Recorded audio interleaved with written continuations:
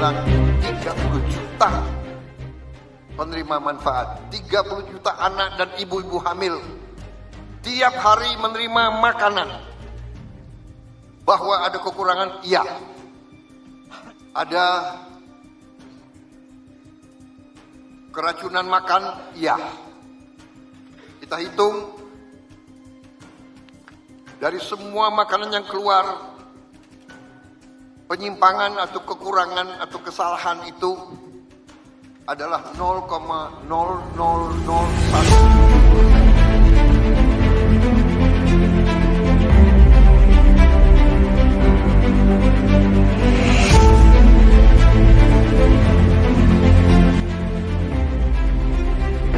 Pak Audrey, menurut Bapak, kenapa sering terjadi kasus keracunan dalam program dapur MBG? Jadi terjadinya keracunan di sejumlah dapur makan bergizi gratis ini saya perkirakan ada dua sebabnya. Pertama, di sini ada sabotase, persaingan politik. Jadi ada kelompok yang tidak ingin MBG ini berhasil, dan ketika MBG ini berhasil, nama Pak Prabowo Subianto ini akan lebih menjadi terkenal, semakin terharum. Jadi ini bisa mempengaruhi pemilihan presiden 2019. Jadi terjadilah sabotase ya, itu salah satu. Nah, yang kedua, terjadinya keracunan makanan ini karena korupsi. Jadi korupsi itu terjadi di MBG ini, betul ada korupsi, betul masih ada. Bagaimana modusnya ya? Karena modus korupsi ini adalah orang yang ingin membuat dapur itu ada yang diminta membayar sejumlah uang tertentu. Kalau mereka nggak bayar, mereka tidak akan mendapatkan dapur. Itulah sebabnya dapurnya lama berkembang. Sampai saat ini baru 9.000 dapur. Padahal Pak Prabowo Subianto ingin dapurnya 30.000. Tapi lambat. Karena ada yang minta uang dan sebagainya. Nah, kemudian menghemat menu makanannya, mungkin beli bahan baku yang murah dan sebagainya, sehingga terjadilah keracunan dan lain-lain. Seperti itu.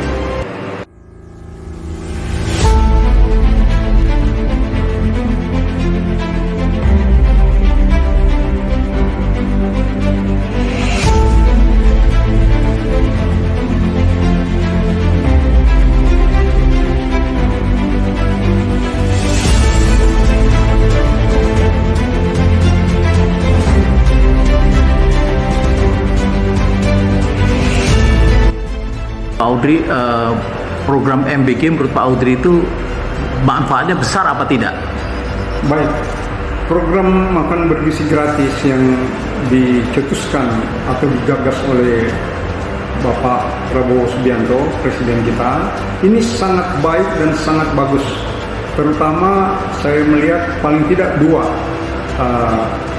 manfaatnya buat masyarakat. Satu, ini mencerdaskan anak-anak. Jadi yang tadinya makanannya tidak teratur di sekolah, mereka bisa makan bergizi dan teratur.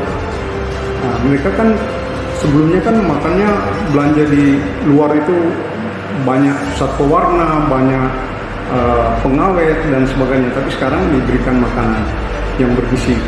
Itu satu. Kedua, perputaran ekonomi yang diakibatkan oleh adanya program makan bergizi gratis ini itu sangat besar dan sangat berdampak. Saya pernah pergi ke Aceh Tengah ya, di situ makan bergizi gratis ini dimulai, uang dari pemerintah itu masuk 1 miliar satu dapur. Ya, itu ada di sana ada 3-4 dapur, artinya 4 miliar uang masuk di daerah itu. Padahal daerah Aceh Tengah di pegunungan itu sangat terpencil. Dengan masuknya 4 miliar rupiah itu bisa menghidupkan ekonomi lokal di situ. Orang berbelanja beras, ayam, belanja sayur mayur, buah-buahan dan sebagainya, dan karyawan-karyawan yang bekerja situ mendapatkan gaji sehingga mereka punya daya beli, dan ini ekonomi berputar. Ini bagus sekali. Jadi itu yang harus kita dukung.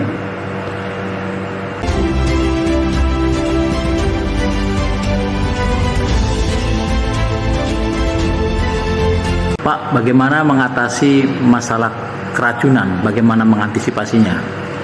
Ya, untuk mengatasi masalah keracunan oleh karena sabotase politik ini tentu saja pemerintah dalam hal ini Pak Presiden, Pak Prabowo harus menugaskan atau memerintahkan aparatnya terutama intelijen untuk mengawasi dan untuk menjaga agar program ini bisa lancar dan tidak ada lagi sabotase itu, dan tidak ada lagi keracunan dan sebagainya. Ini harus ada pihak tertentu yang ditugaskan seperti intelijen, dan saya dengar ini sudah mulai dilakukan. Jadi intelijen harus mengawal dan mengawasi hal ini. Demikian antara lain.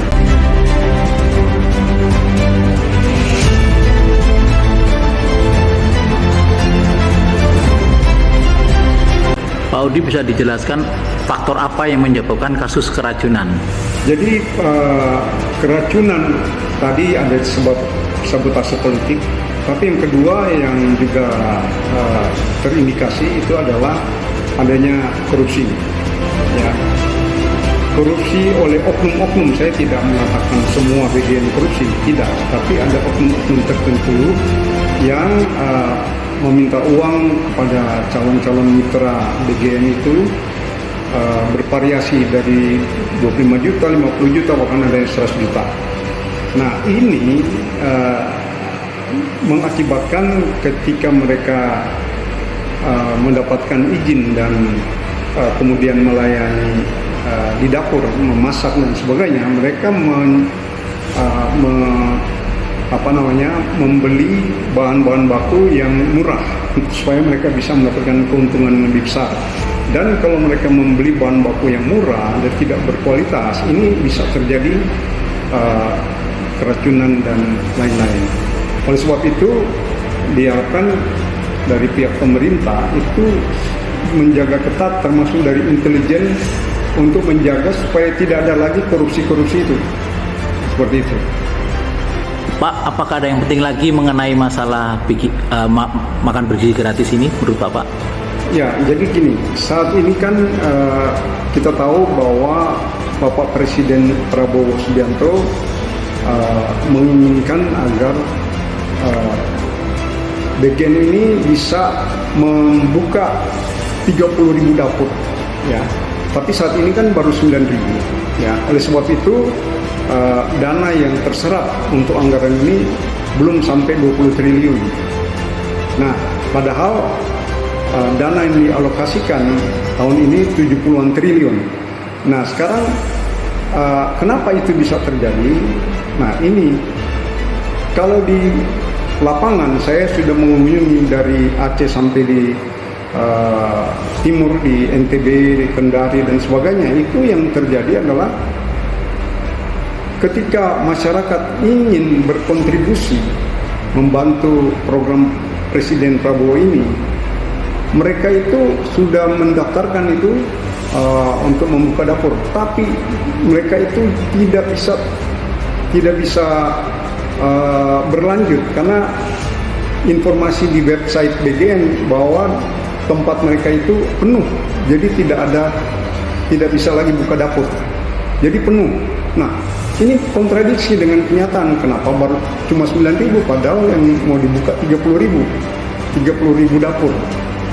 Ini cuma 9.000. Nah, ini karena seperti itu, karena ada masalah. Oknum-oknum ini memblok titik-titik dapur itu, dan itu dibilang di website penuh.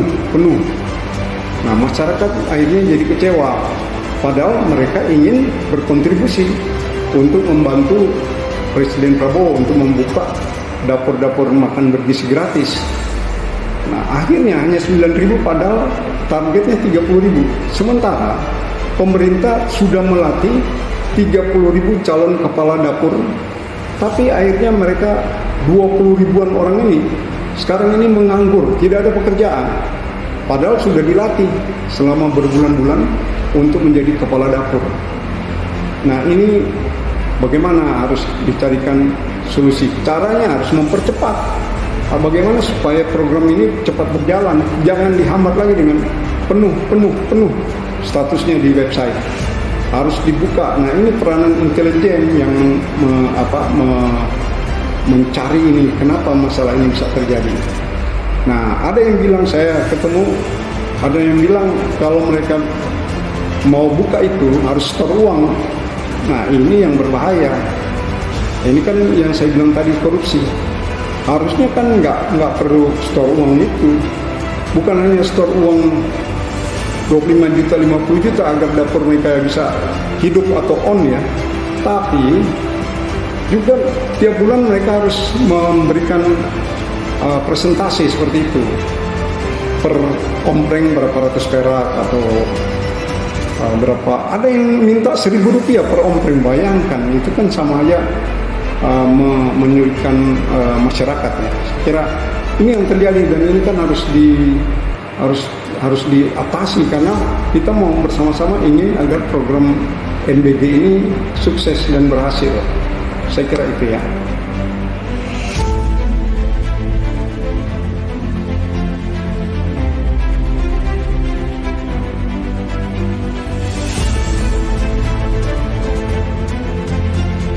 Audrey, bagaimana menurut Pak Audrey untuk mengelola dapur agar bisa mengantisipasi atau mencegah adanya kasus keracunan? Ya, begini, saya kira BGN sekarang ini kan sudah bekerja keras ya, dan sekarang ini ada 3 wakil kepala badan ya. Di kementerian lain atau di institusi lain hanya 1, bahkan 2, tapi ini ada 3. Dan ini saya melihat begitu seriusnya Presiden Prabowo Subianto agar program ini berjalan sukses, lancar dan sukses. Oleh sebab itu dengan adanya 3 wakil kepala badan, ini kan harus bisa memantau dengan sangat baik dan sangat serius agar tidak ada lagi persoalan korupsi, persoalan sabotase. Dan saya melihat pentingnya kerjasama di antara mereka, antara pimpinan-pimpinan Badan Gizi Nasional ini harus bekerja sama. Jadi tidak mementingkan masing-masing kelompok. Nah, ini kan masih ada juga kelompok-kelompok di dalam BGN, ada kelompok ini. Nah, akibat dari terjadinya kelompok-kelompok ini mengakibatkan jalannya BGN ini tidak mulus, masih ada konflik di antara mereka. Nah, ini diharapkan kalau bisa itu dihilangkan, sehingga yang paling penting adalah bagaimana program Bapak Presiden Prabowo ini bisa sukses dan lancar. Karena program ini sangat baik buat masyarakat. Kalau ini program berhasil, tentunya Indonesia akan berhasil. Kita akan mengalami masa-masa sulit di tahun-tahun yang akan datang. Oleh sebab itu, dengan adanya ketahanan pangan di tengah-tengah masyarakat, maka kita bisa terus bertahan walaupun kita menghadapi masa sulit, masa globalnya, kesulitan global yang akan datang. Itu yang harus kita upayakan. Demikian menurut saya.